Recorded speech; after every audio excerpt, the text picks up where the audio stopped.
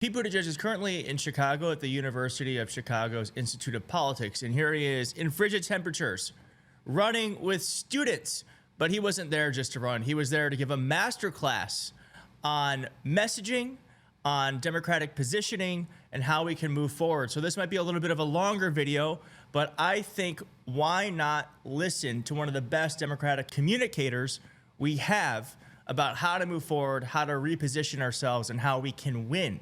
Here is Pete Buttigieg talking about how we need to discuss the differences between Trump's destruction of government's capacity to protect workers, consumers, and families, and how we want to make the government actually better.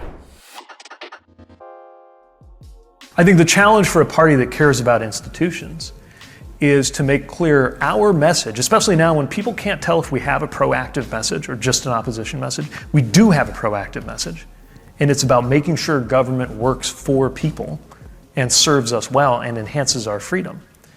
But that's not the same thing as being content with the status quo. There are things about the status quo in transportation policy that drove me nuts the entire 4 years that I was transportation secretary. And there are many of those things we were able to change. There are many more of those things we weren't able to change. And what we've got to do now is make clear that we too demand and expect government to work differently and better than it has. But that burning it to the ground isn't going to do that for anybody.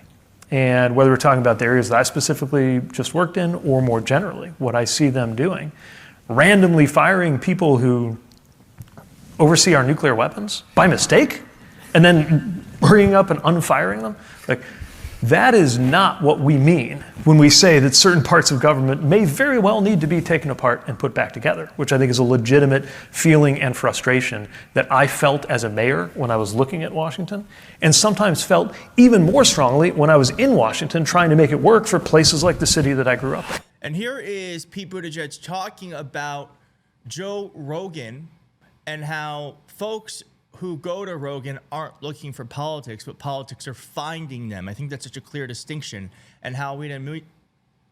I think that's such a clear distinction to how we need to move forward in this media environment. We can't just be going to places that talk about politics. As much as I love that, as someone who talks about politics, we have to go to places where politics aren't. The thing we're not talking about enough, while we talk about what we have to say and how we have to say it, is where we say it.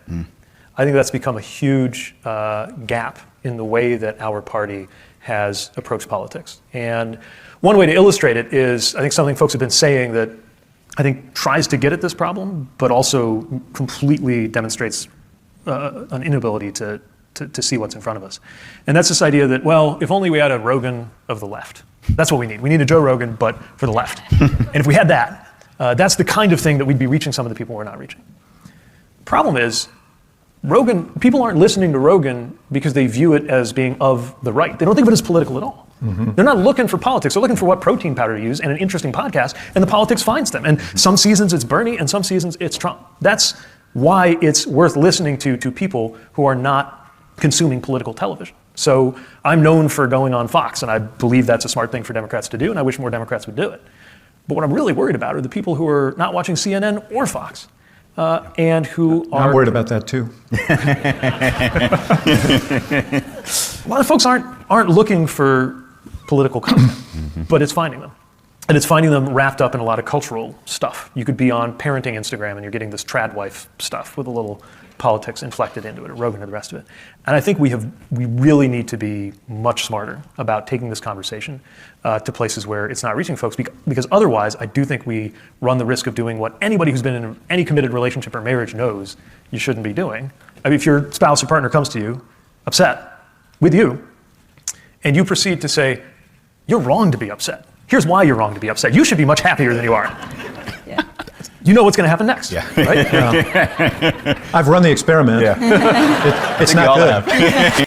And then finally, here's Pete talking about how the things we believe in can sometimes be confused by the outcomes we create. And so let's just listen to that, and I'll talk about it after. allowing at least people to caricature the Democratic Party in that way. Yeah, I mean, I saw a little bit of that event you described, and it was a caricature of everything that is wrong with our ability both to cohere as a party and to reach to those who don't always agree with us. And we cannot go on like that. We cannot. I also think that we believe in the values that we care about for a reason. And this is not about abandoning those values. It's about making sure we're in touch with the first principles that animate them. What do we mean when we talk about diversity? Is it caring for people's different experiences and making sure no one's mistreated because of them, which I will always fight for?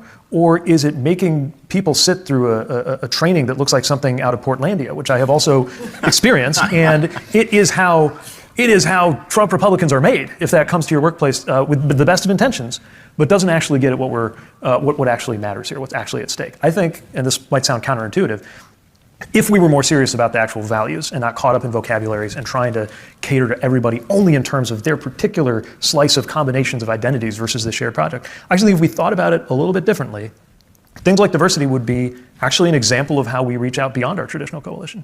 And what I mean by that is the opposite of diversity is uniformity.